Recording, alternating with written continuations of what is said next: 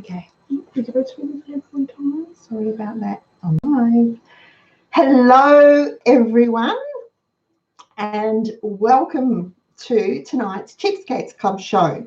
I am so glad you could join us, and I'm really, really excited. You can tell because I've already been over in the chat yakking away, so to speak. Tonight we're going to talk about emergency funds, one of my favourite topics for so many reasons, but one that I will harp on and on and on about forever, because it's something I think everyone, whether you are single, married, young, old, live in the city, live in the country, have children, don't have children, have pets, don't have pets, everyone should have an emergency fund. We are blessed to live in Australia where we have a fairly reliable system of social security, but we shouldn't depend on it.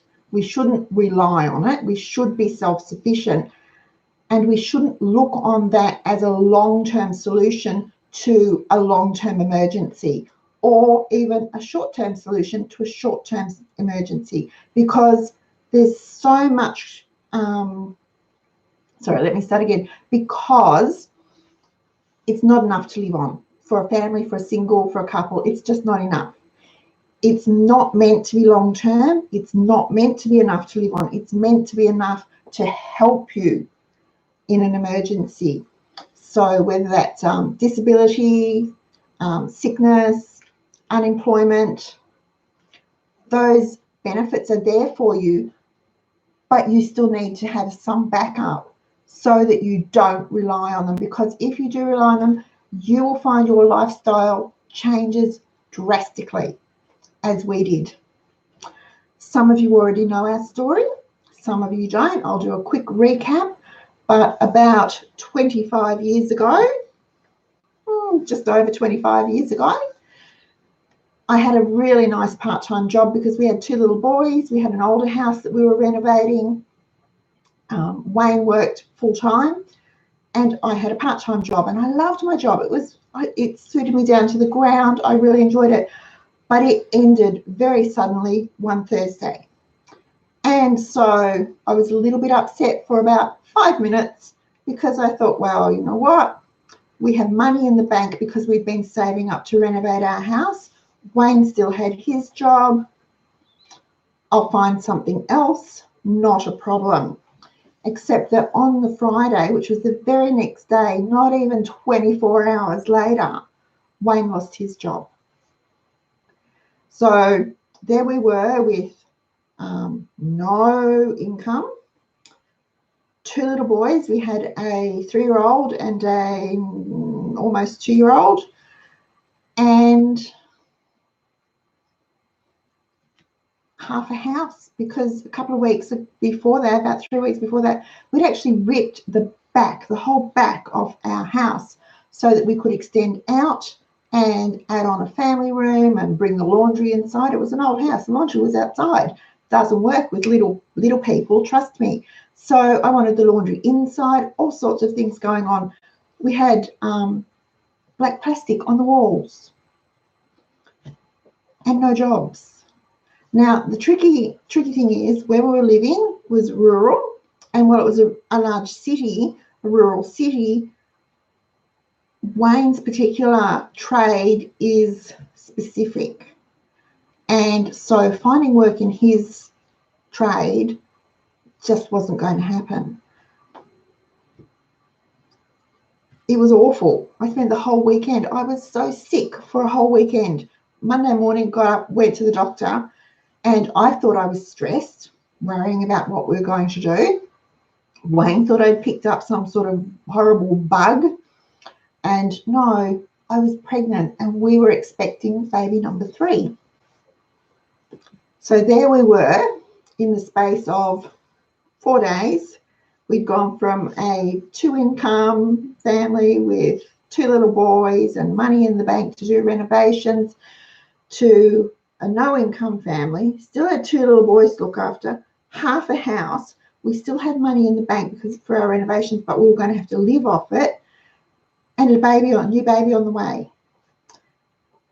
We had to live off that money because between us, we had over 40 years of working between the two of us and 40 years of paying taxes. So it made sense to me that we'd trot off down to Centrelink and say, we're suddenly unemployed, we don't have incomes, we've got a mortgage, we've got 2 babies, we've got another one on the way, we've got half a house, what are we going to do?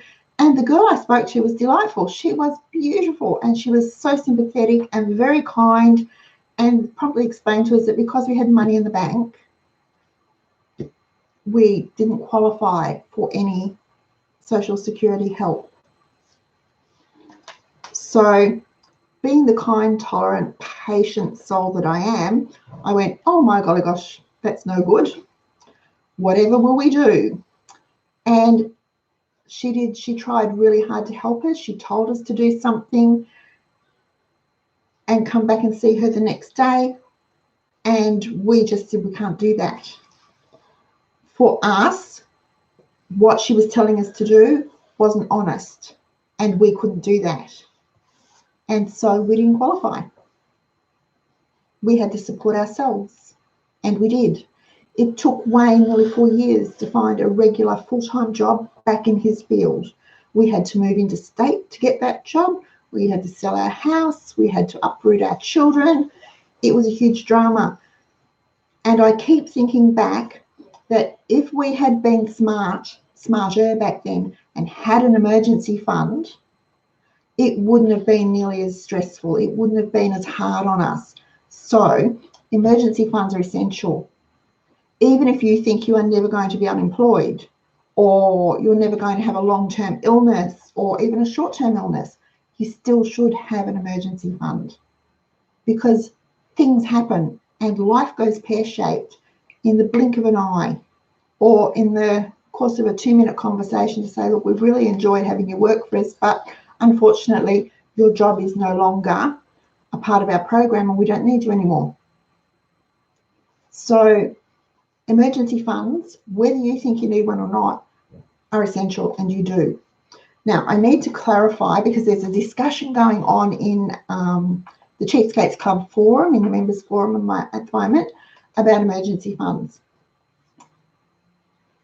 Emergency funds are to see you through an emergency. Replacing a car isn't an emergency. Replacing a hot water service isn't an emergency. Those are 2 things that should be in your regular budget. You should be saving for a new car or a replacement car all the time. You should be saving to replace your white goods, washing machine, fridge, freezer, dishwasher, vacuum cleaner, hot water service, air conditioning, ducted heating. All those things should be a part of your budget, regularly saved for. Even if you don't need to replace them for 10, 12, 15, 20 years, you will eventually need to. And so you should be saving to have that cash in your hand when that happens. It could be new carpet. We're looking at replacing carpet, but we still save for those things so that it's not such a shock. Those things aren't emergencies.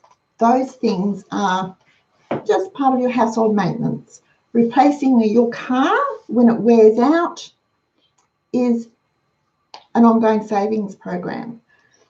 If you have an accident, hopefully your insurance with what you have saved will be enough for you to buy another car. Now, you don't necessarily have to buy a brand new car. You buy the car that you can afford, and we've talked about this before. You buy the car that you can afford and you pay cash for it. You keep saving. Then when you have enough in savings, you sell the car you have to buy the one you want. You don't go into debt to buy a car, ever. That's just wasted money. You're paying interest on it and end up paying 30 to 50% more than the asking price of the car. That's just daft. So you don't ever do that. And if you have to drive around an old clunker for a couple of years, then that's what you do. As long as it's roadworthy and it gets you from point A to point B, who cares if it's lime green or,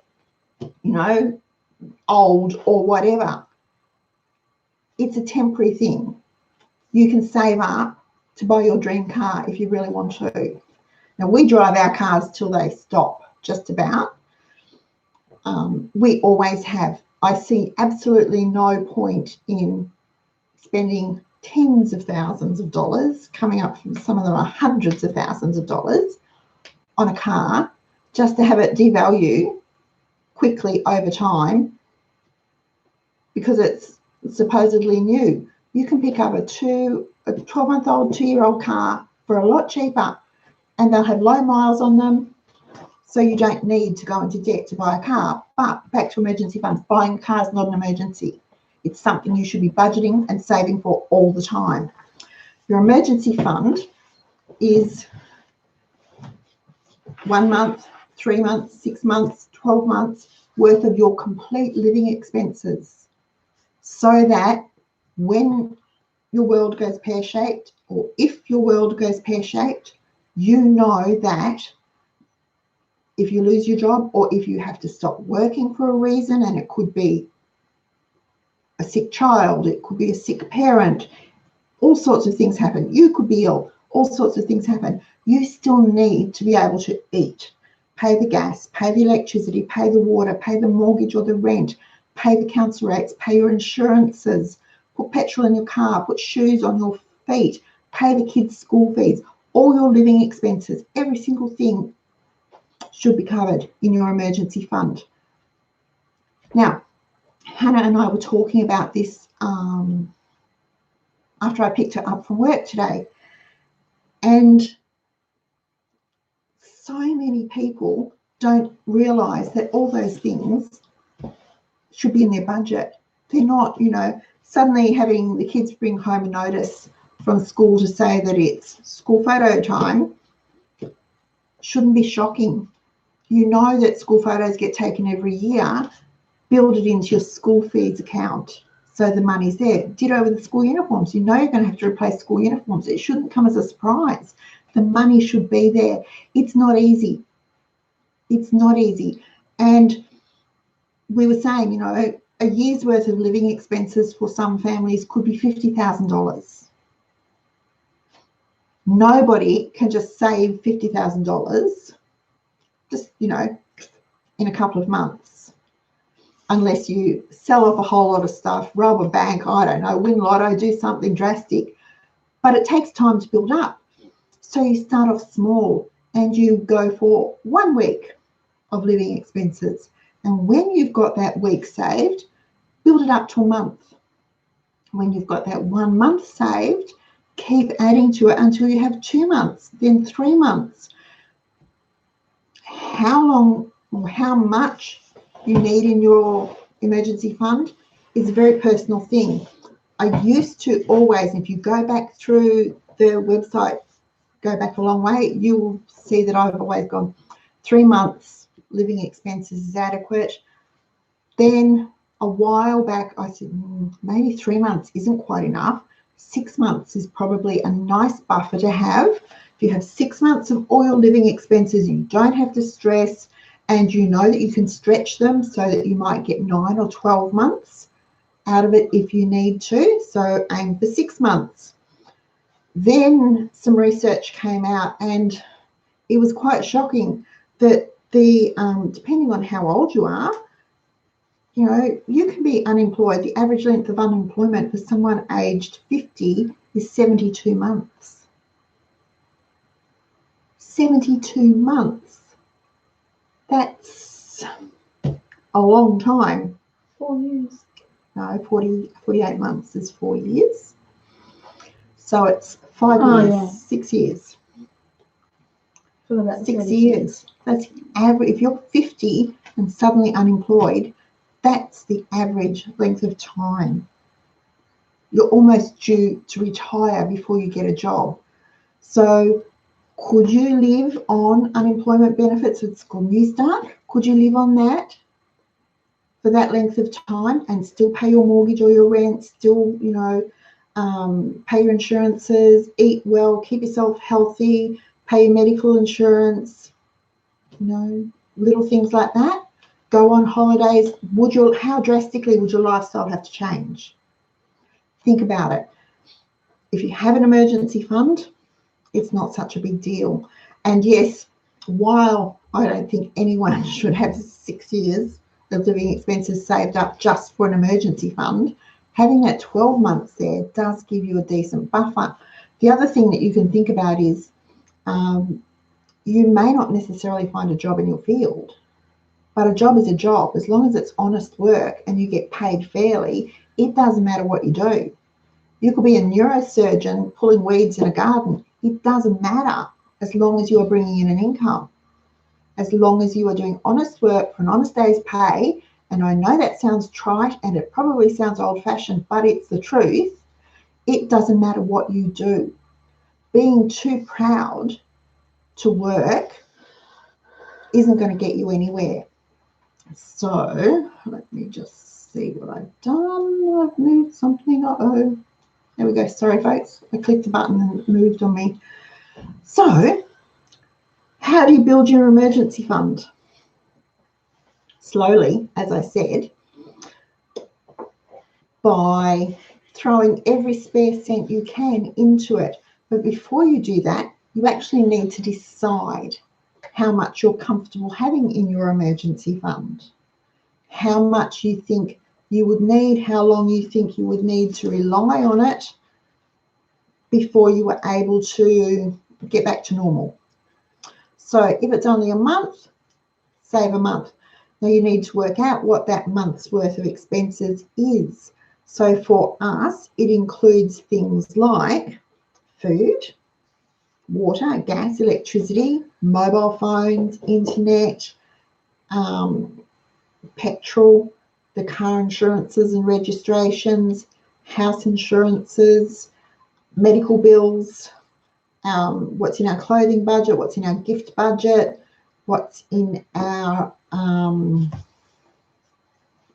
household maintenance budget, all those things. Work them out for the month, and that's the total that you need to save to have a month's worth of living expenses saved up, and then aim for it. Now I know, look, it might be, say, $2,500, which equates to roughly $50 a year, roughly $50 a week.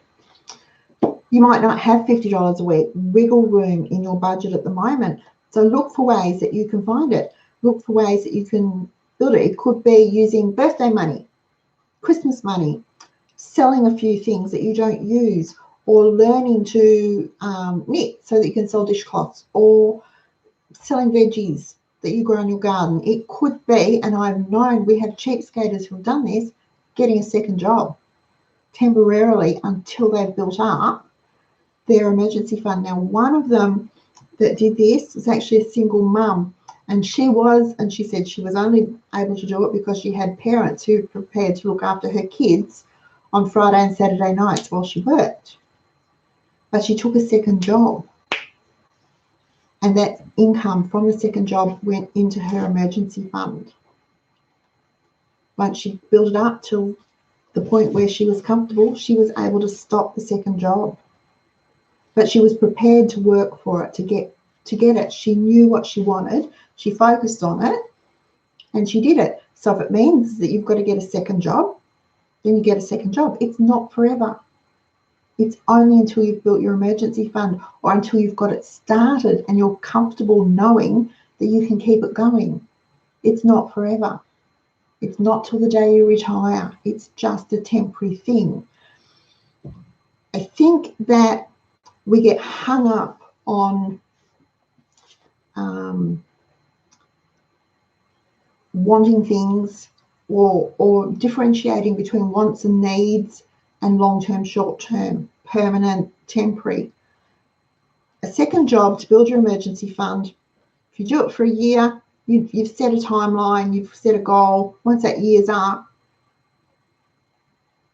you give that job up.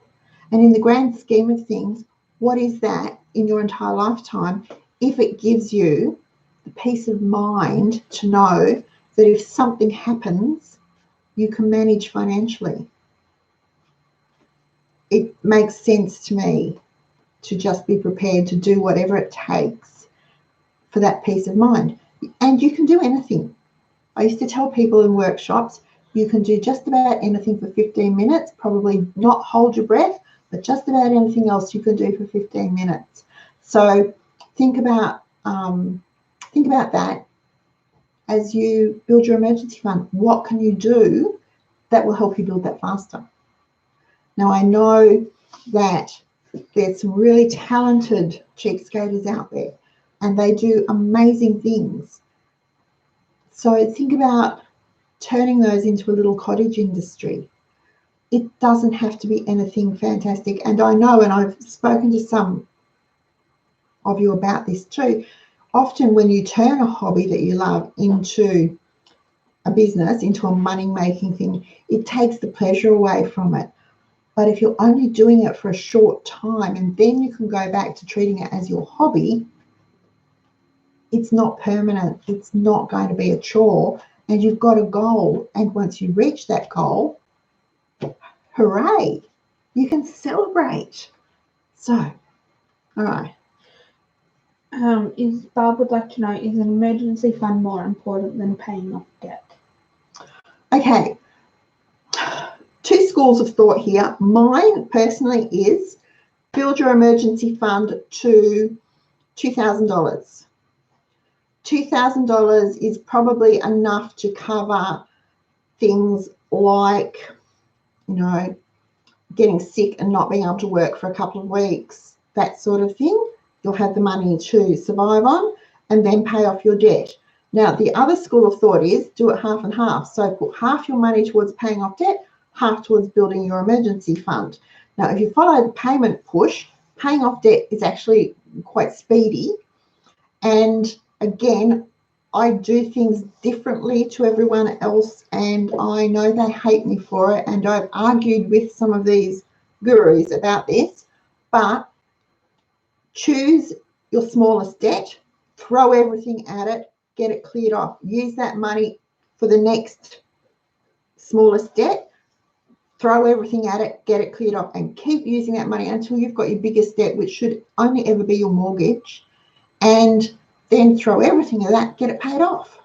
Once you're mortgage free and you own your house and you've got that title in your hand, wow, you're rich. Seriously, guys, you're rich. And you've got that much money each month that you can then throw to your emergency fund and watch it grow really quickly. And then you can start planning your retirement. You might be able to save for a trip overseas. You can put the kids through school, whatever you like. So my take on debt is a little different to everyone else's. And I don't think debt is good. There is no such thing as good debt. And don't let anyone ever tell you that, because debt is debt. Whether it's 50 cents or $50 million, a debt is a debt. And when you have a debt, you own nothing. So you do work towards getting debt-free as quickly as you possibly can. So that means paying off the credit card, paying off the car, paying off the personal loans for whatever, paying off your mortgage as fast as you can. Throw everything at it. Because again, in the grand scheme of things, it's only a short time that you're doing that. It's only a short time that you're going to cut your own hair. Or have to cut your own hair. It's only a short time that you're not going to be going away on a holiday. It's only a short time in the grand scheme of things that you're living on that really strict budget so you can be debt free.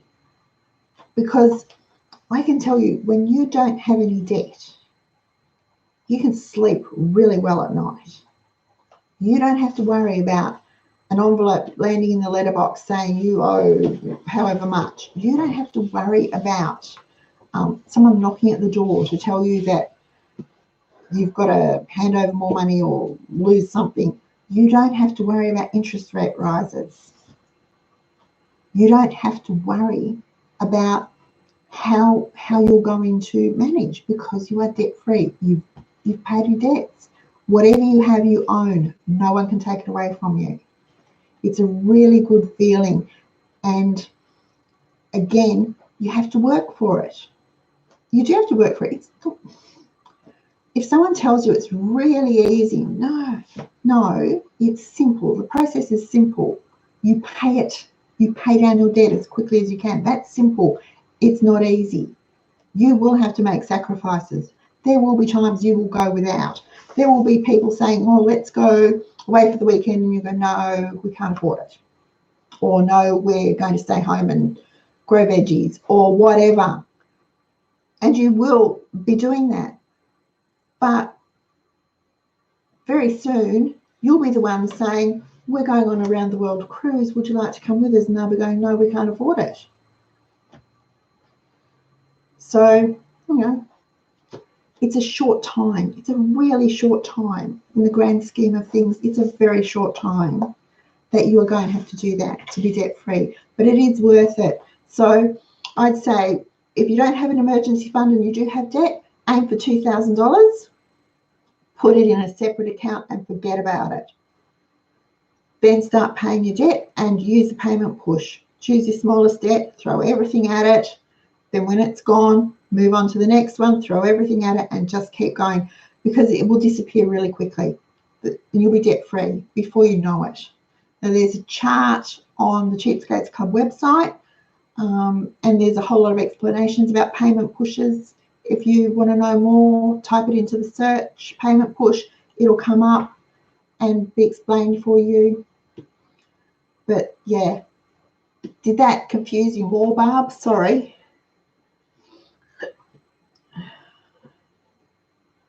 I didn't mean to confuse you. There you go. See, Barb's nearly debt-free. And laughing. And laughing, cashed up. She'll be cashed up because then once she's debt-free, she can be saving. Brilliant. Okay, right? Yeah. Okay. So, have I confused everyone completely? Yes? No? Maybe so? Do you have any questions? Just remember to put them in caps so that we know it's a question and we can answer it for you. But honestly, an emergency fund is essential. It should be a part of your budget. Just as your rent, your groceries, whatever, you should have a category for emergency fund. If you don't, put one in. And even if you're just adding to it by $1 a week or $2 a week or $5 a week, then you're still adding to it and it's still going to grow. Don't focus too much on the interest rates at the moment, because we all know interest rates are interest. What's that? I was listening to some of our economists talk this morning, and it's almost like instead of us, paying interest, they'll be paying us to borrow the money, so to speak, soon. It's just ridiculous. So, instead of them paying us interest on our savings, we'll be paying them to save money. So it's just bizarre the way things are going. This is a bit like what happened in Japan about 10 years ago, 10 years ago. Happened in Japan. They actually had a negative interest rate. It was just bizarre. Taking all my money out if that happens. Well, maybe. So anyway.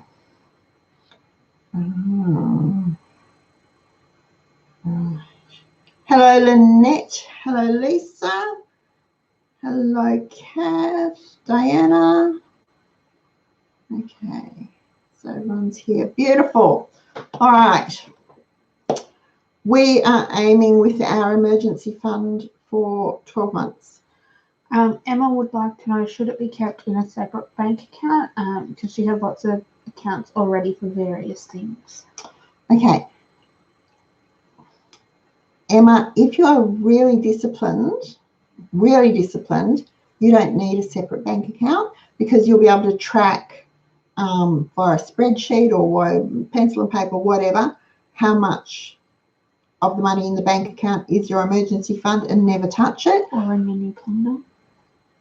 Or in your new planner.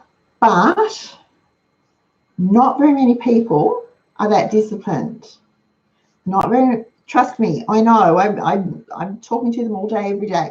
Not very many people are that disciplined. We might all think we are, but we're not. So a separate account for your emergency fund is a good idea.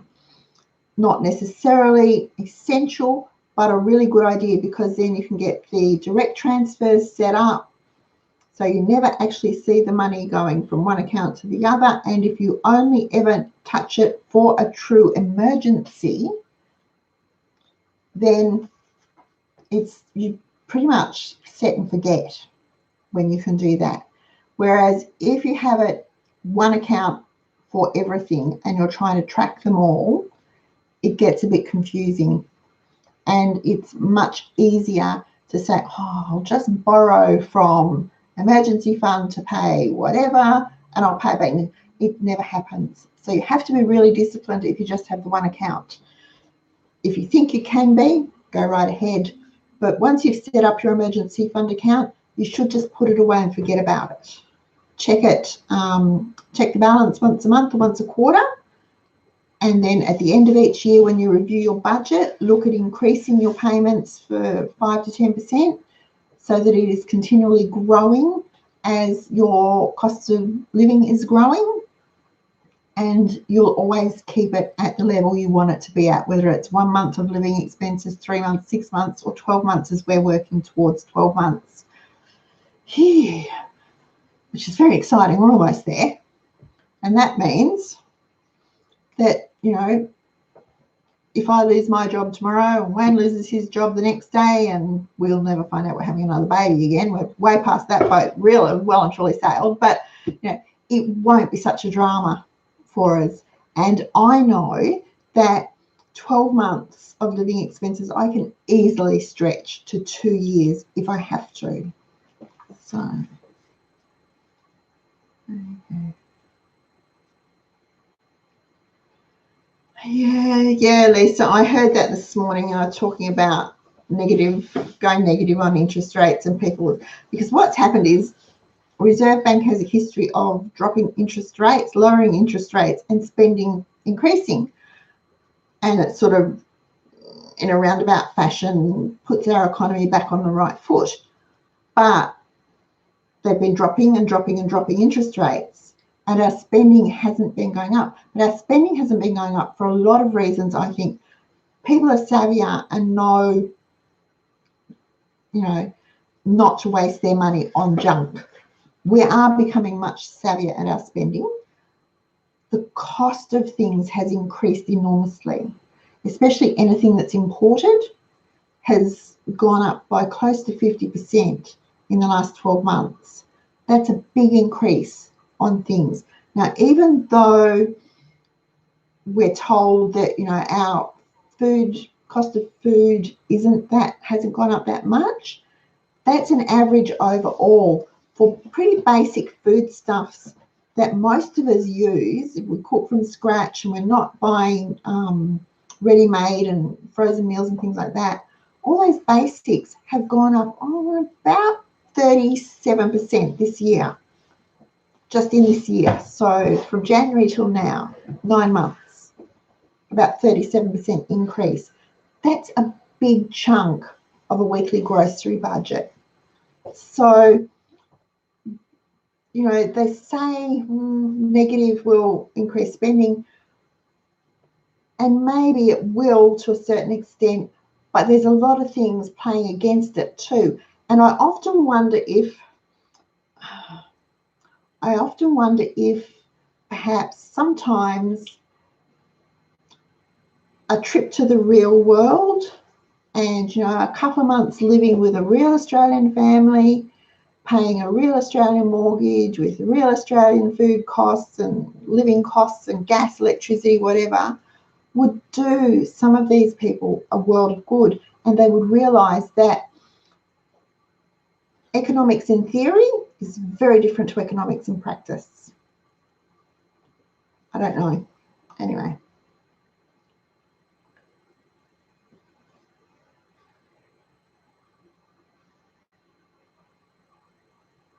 Woohoo! Maureen's got nearly 12 months saved too. Woo! Way to go. Yeah. Now, Maureen brings up something there that is really interesting with income protection or income protection insurance, whatever you want to call it. Now, there's been a lot of ads on TV, you know, about superannuation having income protection insurance, things like that. You can take out private income protection if you want to. Just read the fine print. Be very sure you know exactly what you're paying for, because what you think you're getting may not necessarily be what you're getting. It's one of those areas that's, is it worth it? Is it not worth it? It's worth it if you can get it to work for you. If you can't get it to work for you, it's a big waste of money. So anyway. No, Lisa, wages haven't gone up. Wages haven't gone up in a very long time. And I think the saving grace has been the lower mortgage interest rates. If mortgage interest rates were to increase and wages were to stay the same as they are now, there'd be an awful lot of people defaulting on their mortgages, because it would just be impossible for them to keep going. Okay. There we go. What's Jules done?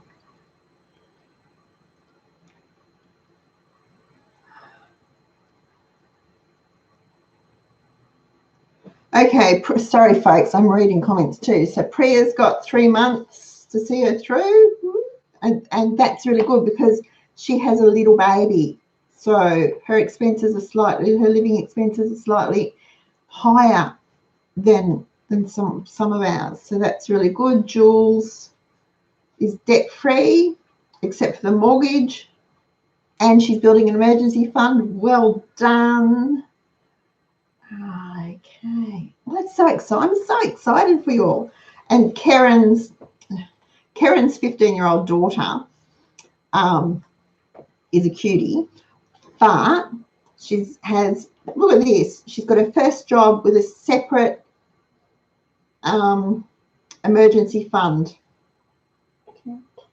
account for her first job. Amazing. I just love train up a child, you know.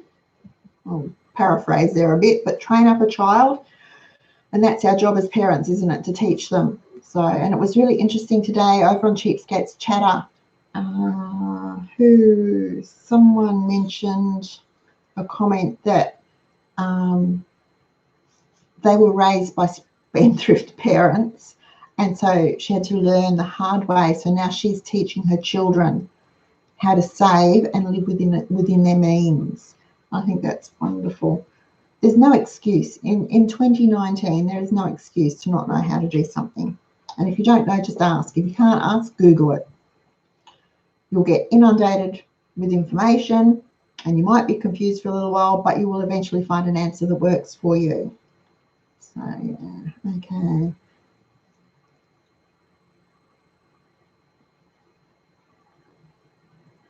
So Glennis is saying she's had income protection insurance for nearly 30 years. Hubby had an accident and couldn't work for 2 years, and they paid for the entire time.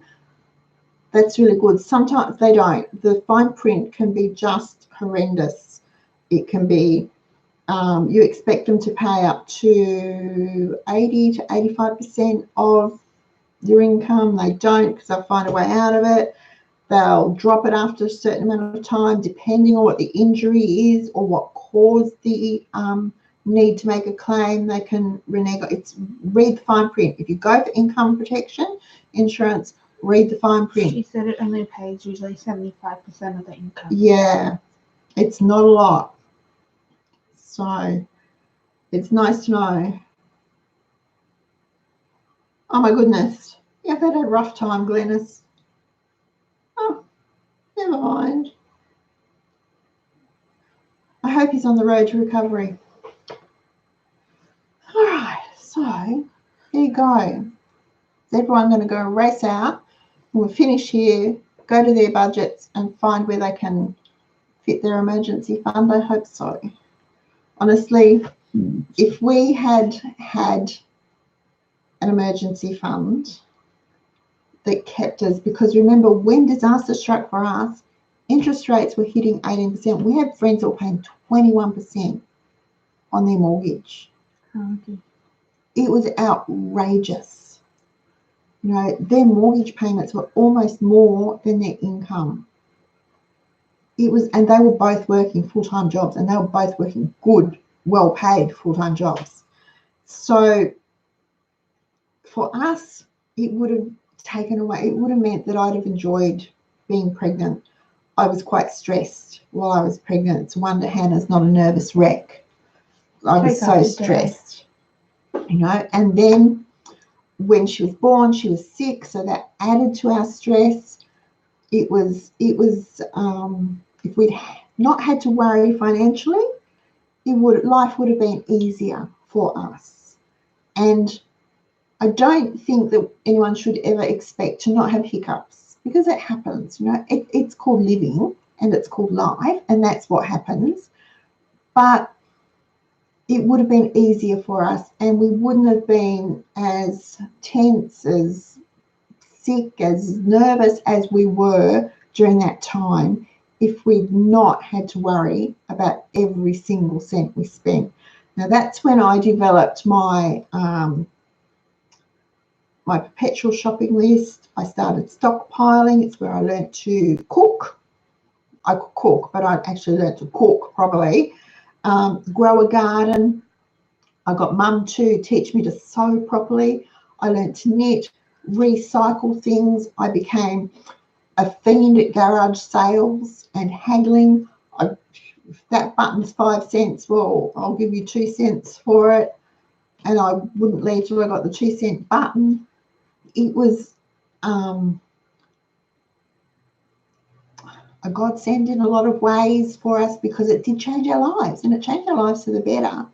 But at the time, I didn't see that, and I didn't understand that. It took a while to sink in that, you know, it was all good. And it's worked out for us. And I've learned a lot, and I've met some wonderful people. I've made some really good friends.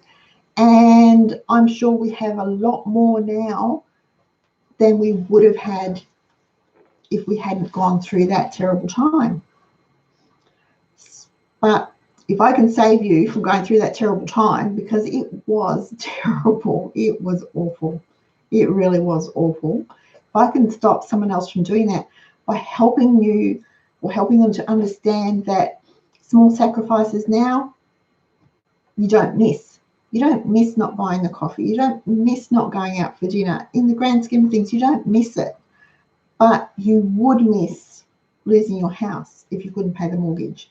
You would miss, you know, time with your children if you had to go back to work and work 2 or 3 jobs.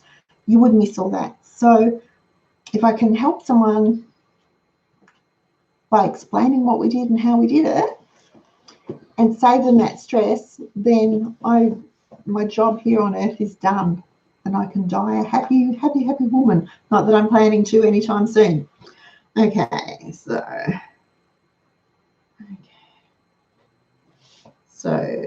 right. Well done, Lisa. Yes, your emergency fund should be treated like a bill. All right. It should be part of your budget. It should be paid each week. Glad to hear husband's well, Glenys. That's really good. Okay, so 301 Jules puts extra cash directly into her emergency fund from the cash for containers. Well done. We don't have that here. It was cash for scraps, but it's not as good. No, it's not as good. I wish they'd bring it in here, although then you see, my issue is I don't buy soft drink in cans or bottles. No, that's not true. I don't buy soft drink in cans or bottles regularly. I do buy for Christmas, New Year, birthdays, and if we're going away for a long time, I might buy ginger beer in cans for me to drink while we're away. So occasionally, but not all the time. We don't have it all the time, so we wouldn't have a lot of cans and bottles and things to cash in. It might take us a year to get them, to get enough to cash in, but it's better than recycling it, which isn't being recycled. Okay. Hello, Kerry. Making spring rolls with left. Oh, yum.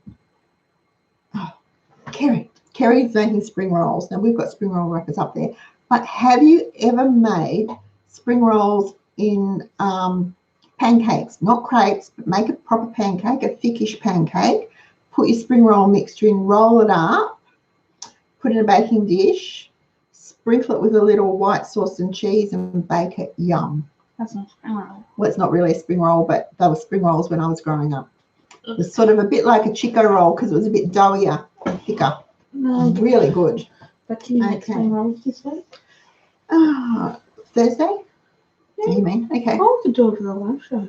Yeah. Okay, Barb's doing a spending plan, redoing a spending plan. Gift covered. Well done. Okay, so Barb's brought up Christmas again. Why people are always surprised that Christmas is here, I don't know. It happens the same time every year. Like clockwork, 25th of December rolls around.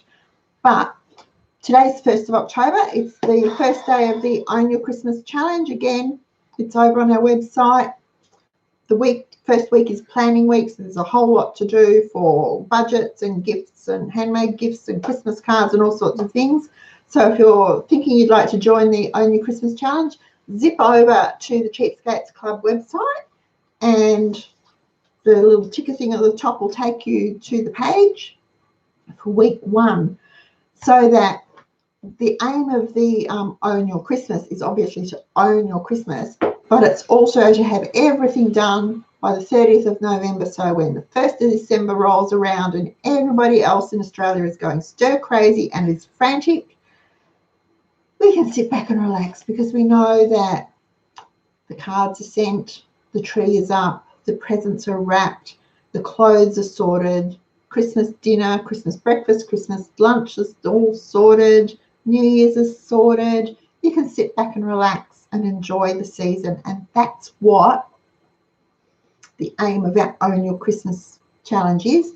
And the best thing is you'll have done it so that you won't be getting a bill at the end of January. No bills. You'll own your Christmas. You won't be still paying for it come Christmas 2020. Again, it's over on our website, so zip over and have a look. Kerry has her savings in a water bottle. Hannah had $5 notes in a Coke bottle. Not that. No? Powerade bottle. A Powerade bottle. She's saving her $5 note. So every time she gets a $5 note, she rolls it up and slips it into this Powerade bottle. She's just gone to get it for you. She'll show you. And she's saving up for, I think it's going towards a Powerade bottle. She saves up $5 and, oh, there's $10 note, actually. Yeah, so if I spend a $1 note, I punish myself and put a $10 note in. There you go. Did you hear that? If she spends a $5 note, she punishes herself and puts a $10 note in. She's her mother's daughter. This is going towards her home loan deposit. She's saving up for. So, which she's hoping to be able to get next year. Woo! Yes. Spare room. I've got dibs on your room. No. I'm just going to let the house out and stay here. So there you go. A Powerade bottle with $5 and $10 notes. Wonder how much is in there. Last time I checked, it was close to 1,000. Ooh, so that's last only in 9 months. Saved. Okay, there you go. She's $1,000 in 9 months in $5 notes and the odd $10 note because she spends a $5. So there you go. Now that's money. You haven't missed that money? No. No? It's just because I use cash. It's just I don't realise it's gone. So she's on a cash budget like we are, and she doesn't miss it's gone. Oh, 301 Jewels, an evening on inexpensive gifts for Christmas. Oh, yeah, love to. Christmas is my favourite time of year. I love Christmas. Absolutely adore Christmas. And in fact, I bought my first Christmas ornament of 2019 this year, tonight. So I try to buy 1 or 2 new ornaments a year. This one's just so cute, really cute. So yes, of course, happy to. 25, Kerry puts hers in a 25-litre water bottle. That's like the big tin I was telling you about. Yes. Cool. Like the idea of your crepes too, Kerry. Yeah, I just see meals like that don't have to cost a lot, but they're spectacular. So for the family, they're spectacular. But if you've got visitors, they're really spectacular too. And I think you are the most amazing cook when you can do something like that. So really good. Okay, so inexpensive Christmas gifts. I'll add that to the list. Then that will have to be in the next couple of weeks because Christmas will be here in a couple of months. Woo, yay! Alrighty, guys. I'm starting to get hoarse. Every now and then I still get that laryngitis feeling in the back of my throat as razor blades come out. So anyway, thank you for joining us. Thursday I'll be in the kitchen. Hannah and I have just decided we'll do spring rolls. Yum! Spring rolls a couple of different ways. And we could do spring rolls because I'm pretty sure I've got fried rice and spring rolls on for the meal plan for tea on Friday night. Yes. What was that? Oh, I don't know. Anyway, we can change it. We can swap it round. That's the beauty of the meal plan. All right, now for those of you who have pre-ordered your planners, we've started the process of sending them today. Please bear with us. There's an awful lot to send, and we're sending them on first ordered, first sent. So if you didn't order till the 16th, then yours will be towards the end of the last set. Any planners ordered after the 16th will be sent at the end of this month. There's still a couple left. I will be doing a bit of a tutorial on how to use it. It's pretty easy, really. It's super cool, but it's pretty easy. You'll love it. So please be patient with us as we package them and send them to you. They are coming by Australia Post. So once we lodge them, if you included your phone number on the order form, you'll get an SMS and you'll be able to track it. And once I lodge them, I have no control over how long Australia Post takes to get them to 5 you. to 10 business days as per the time frames listed on the Australia Post website. There you go, 5 to 10 business days as per the time frames listed on the Australia Post website. Yeah, I'm really sorry. I have no control over that. It's usually quicker. Yeah, it should be quicker. So there we go. Okay, guys, have an absolutely lovely couple of days. It's going to be 25 here tomorrow. Woohoo! My lavender's looking lush and gorgeous. Lots of flowers. I'm hoping it'll bring lots of bees to the garden to help pollinate. A bit of sun might ripen up the mandarins for the last little bit. I can pick them. So that might be my day tomorrow or my spare time out in the garden. Anyway, have a lovely rest of the evening, and I shall see you on Thursday. Thank you again for joining us. Good night.